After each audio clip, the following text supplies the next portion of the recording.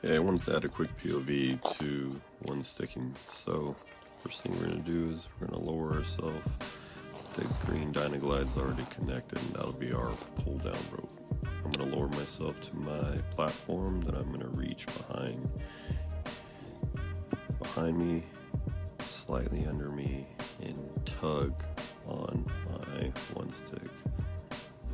I have two options from here. I can either, one, slowly drop it down and make minimal noise, or I can hold it in my hand or connect it to my back. And this option, I'm just gonna keep it in my hand.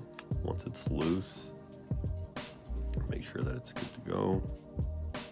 And I'm gonna begin rappelling using my belay device. The cool thing about the belay device is once you stop moving, it will stop, so you're super safe with it.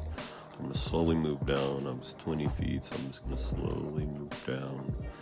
Once my feet touch the ground, I'm going to walk a few steps out, making almost an L shape to give me an angle on the tree.